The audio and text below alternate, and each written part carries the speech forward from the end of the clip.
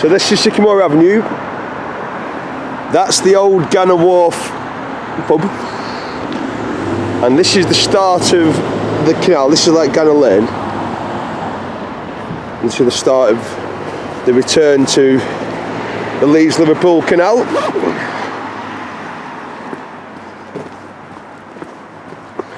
It's a misty day in January.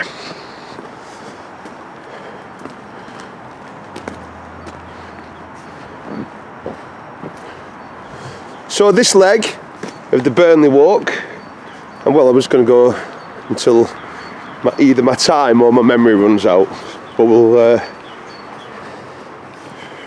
yeah. So the Leeds-Liverpool Canal, it stretches between Leeds and Liverpool, of course, and it was the main artery for Burnley during the Industrial Revolution at first, because Burnley's an ideal town for, there's loads of like what's called cloughs, like fast flowing streams that are all, you know, rushing downhill, perfect for turning the wheels at the mills, and also plenty of water for the factories. And then they built, so all the produce, well, obviously what we created, would then have to go to basically Liverpool and vice versa. So we'd get cotton in from, like raw cotton in from Liverpool, spin it and weave it into like proper thread. Also, it's quite a large mining community, is Burnley. Lots of pits.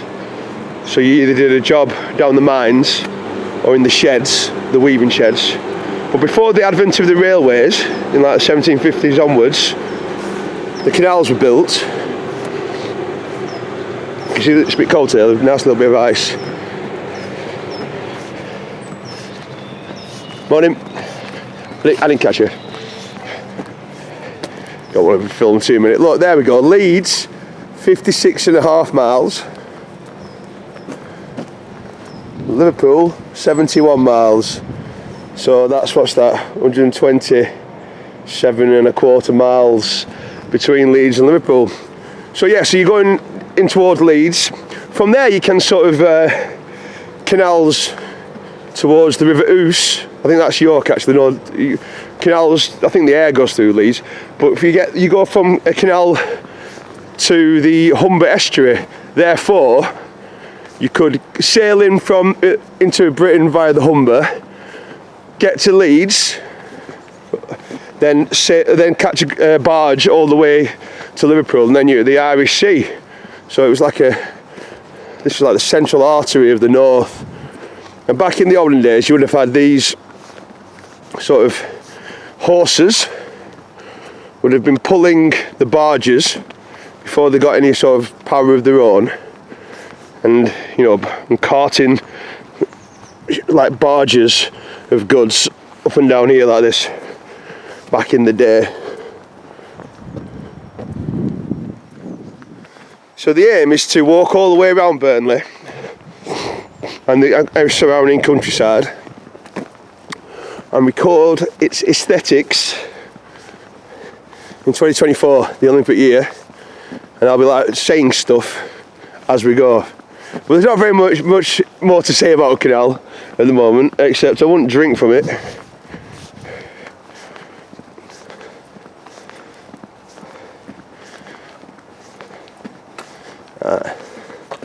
Some fowl. A little close up on there. Ducks and geese. It's quite pretty. I think that's quite recent, that. Used to be an old factory, like there would have been factories all the way. Hello guys, I've got no bread, I'm afraid. Burnley ducks are actually the coolest ducks in the world. You know, you can tell, look how cool that duck is. Right.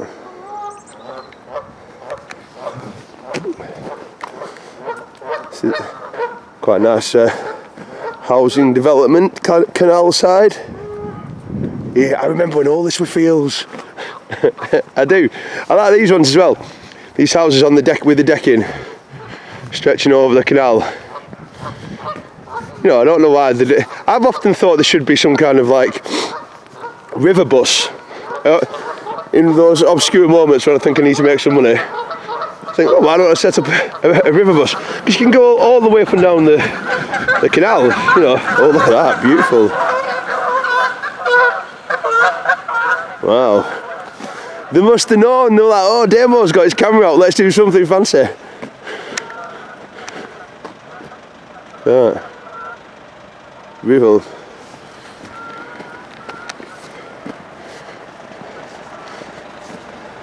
It's quite a nice day. It's catching the reflection in the canal quite well. There we go. Couple of dogs. Hello. Morning. I'm just making a movie. Yeah, as long as I don't like film anyone, they're not going to nip my camera off me. There's a few idiots in Burnley, but there's idiots everywhere, isn't there? I mean, I genuinely think it's one of the friendliest places on earth. Really sound bunch.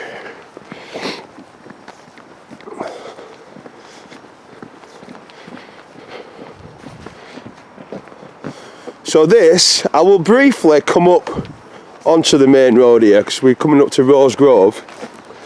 I used to live down Low House for a brief period.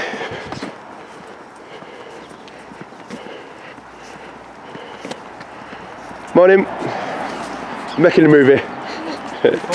Just for myself. And for everybody else I know. So look at these old school Industrial Revolution cobbles. Look, they're well wobbly. So this is Rose Grove Lane. And that is Pendle Hill up there. Don't get the best view of it. You can see all the old style weavers' cottages. 2 up, 2 down, or maybe a bit more. Oh, it's not Rose Grove Lane, that's Low House Lane. That's Rose Grove Lane. That's where Low House Lane starts. There's 2 lanes meet here at the bridge. Go back down.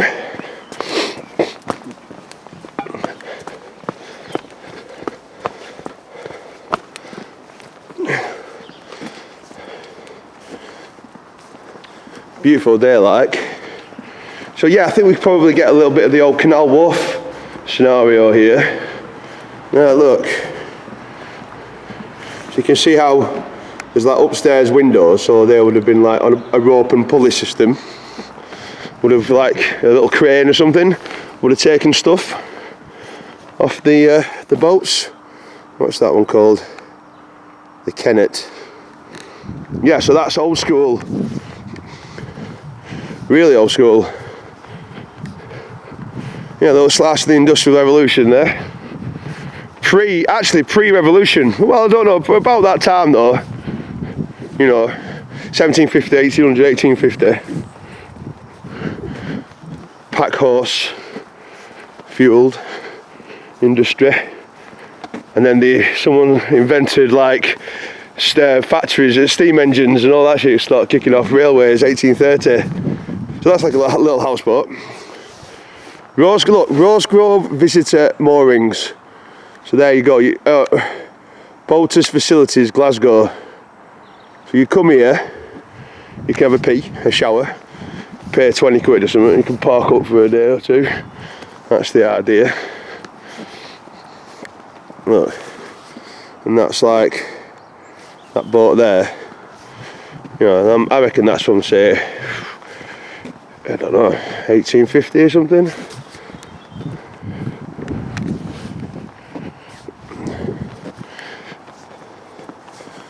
So this is a new build. This is like sort of business centres. And Burnley Express lives in there now. It used to have a town centre location. I did my work experience there actually when I was 15.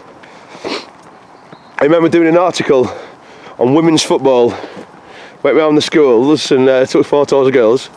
I'm there with my shirt and tie on, working for Burnley Express. Which, you know, I've always loved football, but I was always going to be a writer. But when you're like an epic poet, there's not really such a thing as an employer. You know, There's not many of us, you know, Dante, Milton, Homer, Virgil. They've all been dead a long time. But every epic poet needs a home, a birthplace. Virgil was Mantua. I think they had a family estate there. Dante was Florence, but he got kicked out of Florence because it were all the Guelphs and the Ghibellines, whatever. Homer, well, that's quite a complicated story because I come from the opinion that there were several Homers, but mainly he's from like places like Chios and stuff in Western Turkey, the Ionian Isles, I think they're called, or they might be. Anyway, I get mixed up. No, the Ionian Isles are Kefalonia and everything, but then they sort of like emigrated. Okay, I'm waffling on. I'm supposed to be in Burnley. Let's not talk about the Homeric answer problem. So look at that rape. That's some proper iron bridge work, that is. There's more industrial revolution. Yeah, it's a very bonny part of the world, like. I think that's the old Tennycourt Walker. It probably still is. My Uncle Jeff used to work there. I remember. Because I used to live down here. I do literally remember when all that were green fields. You started to see in the distance. There, that's a better view of Pendle. There, look. I'll just do a zoom on it. It's a lot more impressive than you think. It's quite deep. There's like a massive deep valley down there. Right. That's beautiful light this morning for capturing it. So, we are now, I'd say, in like West Burnley. Over that way, if you keep going, you're going to hit Accrington first, then Blackburn. The canal veers off that way, but once Blackburn time, you sort of come off it and then you start heading, if you go due east, you hit Preston, and then Blackpool, and then Ireland. So we have a river. We'll come to it at some point on one of my walks. We've got a river called the River Calder. Right, Burnley used to be called Brunley, and it's named after the River Brun. So Burnley means the meadow of the River Brun. Brunley. The River Brun flows into the River Calder in Burnley, and that flows into the River Ribble, and the Ribble's over there. So Burnley's like on the edge of sort of Lancashire plain. It's really flat out, that part of the world. Yeah, I think some poor lad must have drowned down here.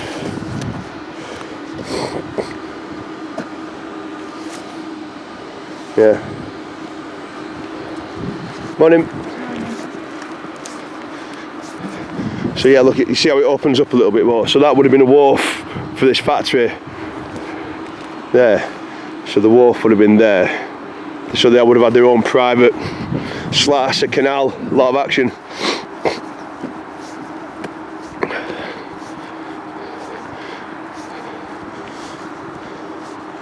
Up there is what's called Hamilton Hill, up there, beyond which you get to places like Ramsbottom, Rawtenstall, and then Manchester. So Manchester's that way, Preston, Blackpool's that way, and Yorkshire's that way.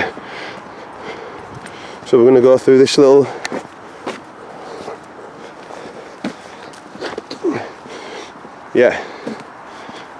Right, I used to live on Greenbrook Road, sorry, down there when I was about 8 or 9, but we're not going that way today, we're going this way instead.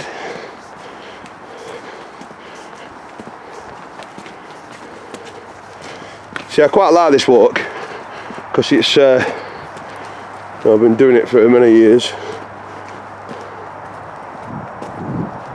since a kid. You know, I think this was the edge of my sort of like adventure universe. You know, obviously at 7 or 8 years old, and you'd go up here like with like pretend guns and shit. You know, looking for people to shoot in your imagination. And then I think this was probably the boundary. So you get some nice old school Lancashire architecture. Now this building here has been here was here before the canals, before the motorway. The M65 is there. You know, it's a bit noisy for them. Well, they don't seem to mind. Well, you can tell we're in Burnley. Look at that. Old Court Cottage. Harry Potter. I wonder if Harry Potter lived there. Harry Potter was the manager that brought the title to Burnley last in 1960. It said Potter on it. But Hapton. Hapton's that way.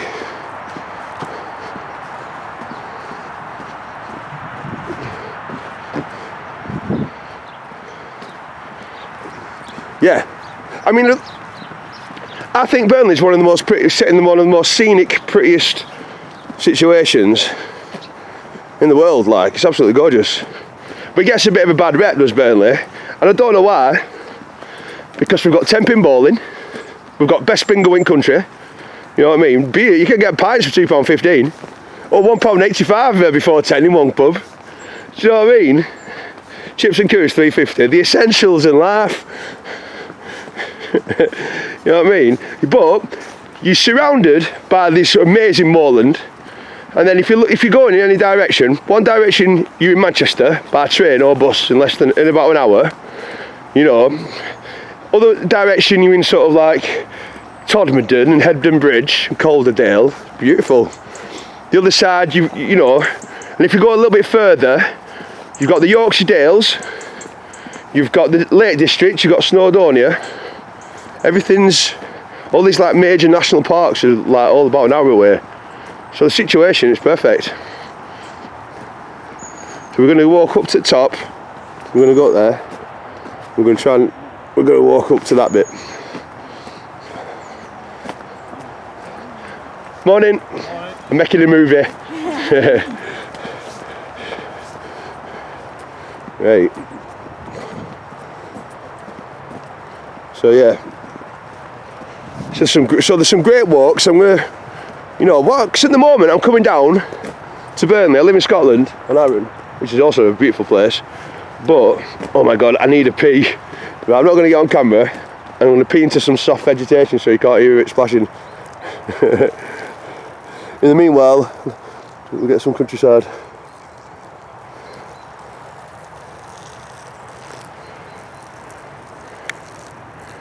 Yeah. They've got like coal fire or wood fire. So the idea is I want to take us on a massive walk around what I call it Pendle City, because they're going about Burnley Football Club, saying, oh, it's one of the smallest towns with its own, you know, Premier League and stuff. And so there's like, I mean, strictly it's true, there's only 70,000 people live in Burnley, but on top of that, you've got Nelson right next to it, Brierfield right next to it, Colne right next to it, Padiham and Hapton. And together, I think the whole lot's about 140,000 people. But what's also amazing is it's got about 6 theatres, some of the best sort of Indian restaurants especially in the world. It's well tasty. You know, a Premier League football club, well, I don't know for how much longer Vincent Kompany's out in bed. it's like, Vincent, wake up, sort it out, bruv. But anyway, that's football. But anyway, we've got a decent football team punching above us weight. We've got surrounded by a load of countryside with some amazing history. And they've also got an epic poet who lives there. That's from there, that's me. It's an amazing place. So down there, right in the distance, we get them houses. That's Padiham. You know, so that's where we're going today. We're going to go down Padiham. I've only got a vague idea where I'm going on these walks. But the idea, like I said, is to show the world just how amazing Burnley is. And it generally takes a poet to do it. Because we know all nooks and crannies and shit, and we know all the obscure history. Well, don't worry, I'm not going to spout off into poetry anytime soon. So, well, I think we could go that way, but we're going to go up here. So I'm coming down to Burnley twice a month at the moment to look after my dad. So I'm going to try and do one of these videos every time. Just the sort of idea. Filling a bit more of the gaps. Right. Burnley and Padiham Greenways. So we are here. We're going to go down there into Padiham. But this is Padiham. This is the Burnley and Padiham part of Pendle City, and Nelson and Colne are up here. You know, this is Hapton. We're not going there, but we're going to go like around here. Probably go to Gawthorpe Hall. I'll take us into Padiham now. Well, we've been walking 20 minutes, do another 10 minutes walking, and then the next walk we'll do. So this is the old railway. Look, there's the bridge. It's now a Greenway. And yeah, you used to be able to catch a train direct from Burnley to Padiham. I think then it went on to Clitheroe. But then you had the Beechings. I think the Beeching report, which said we need to cut half of the trains to make it economical. Well, back in the day, there you go. There's a train station up there called Rose Grove where we were. That was quite a junction. Still is to this day. But yeah, you can see the old railway track. I remember when I was growing up, this was still the railway. This is only done. I mean, that's like mid-80s, so we're talking nearly we're talking 4 decades ago. But I remember this being old train tracks. So they've done this path maybe 20, 30 years ago. Because I remember used to come in and playing on that on that bridge up there as a little child. Remember that? It was there was a like barbed wire fence. It was all grassed over, but it was cool. I'm not sure. I've got a vague memory of like going across that pipe. Do you know, these fucking idiots. But it's pretty, isn't it? Got an achy arm.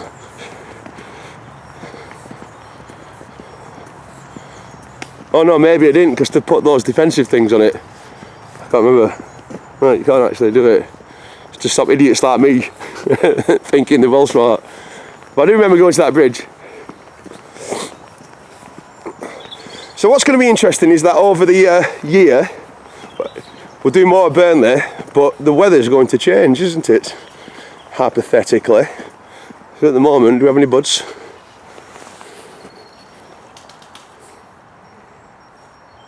Very tiny. Very tiny. So no leaves, but yeah, we could even catch the spring. Because it's, yeah, I'm going to have a right massive walk, me. I love my walking. I've also got like poetry ready to go once I've done this. I've got, that's my Burnley Football Club poem, which of course I should write here. And I've got Axis and Allies, my epic, is there. Now I might as well talk about my epic poem, because it's a long stretch of nonsense this. My epic poem, right, started writing it in 1999. And that year, because it was the millennium, I thought I'm going to write an ode to the millennium, the British Empire, history of the British Empire, called it Testamundi Imperatrix.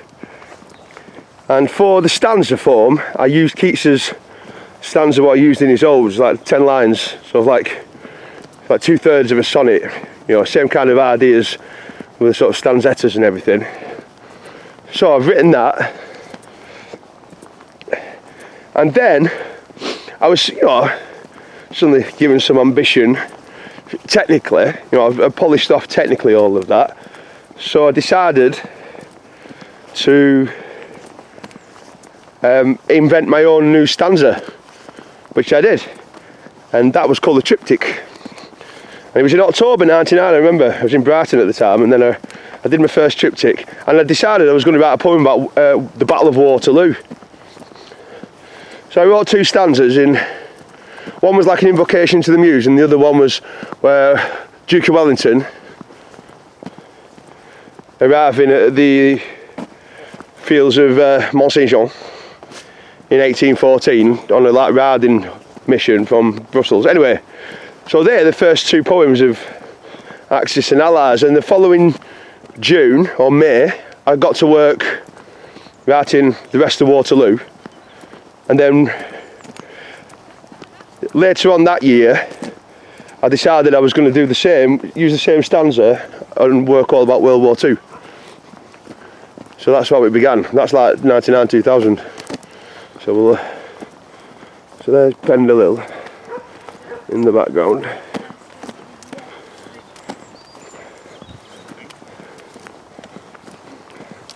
I'm making a movie. Oh, right, yeah, cheers. I think I'm from Hollywood. I'm from Mackey Road. So that goes down to Lower House Lodge. Oh, there's a right funny story about me. They drained the bottom lodge. There's 2 lodges, but they drained the bottom one, and then my football went into it. I was about 7, and I went into it. I went right up to my fucking belly in mud. My mates ran to get me. My mum's come panicking over. I think I'm like drowned in mud. I was just like stuck.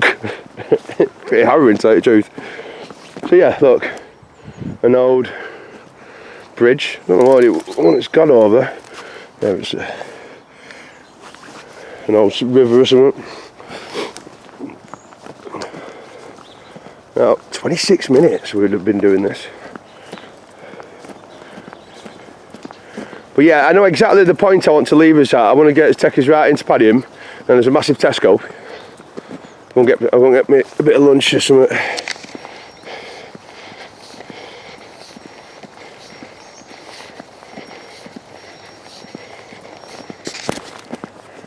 Friendly people, we'll just try not to film anyone, you know, you don't want to kick off. You're one of those TikTok moments where someone like runs at you with the, what are you filming me for, you know, bed with a big bat.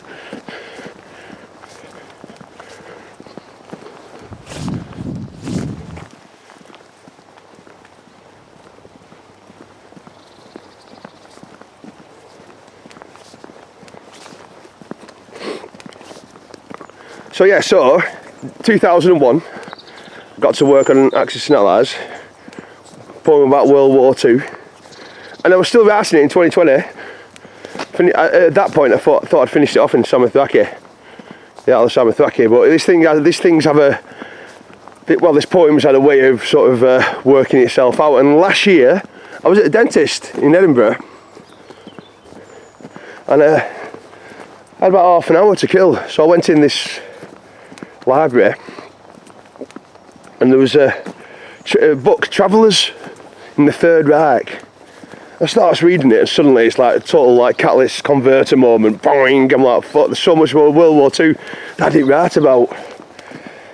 So I'm now writing another about 200 stanzas and remoulding, reshaping the poem, and it's good because I'm getting rid of all the sort of like weaker stuff, and then I'm expanding it. I think it's going to be the ultimate version what I'm doing this year. It's going to be cool. 85 cantos, you know, I've got about half of them in. So yeah, that's the story this year. Just avoid the dog walkers.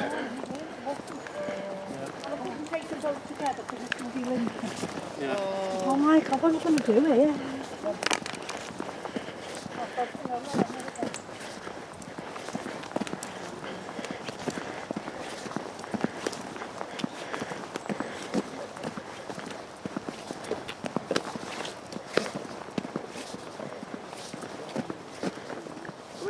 I think I'm just about to run out of battery. We went charge the battery pack. So I think that's probably a good place where we're going to leave it. Let's find a nice open expanse down here after these people, I think. Or maybe we should just quit it here. Yeah, alright, before we see all these people. Right, so let's remember where we were. Here. Alright, see you next time.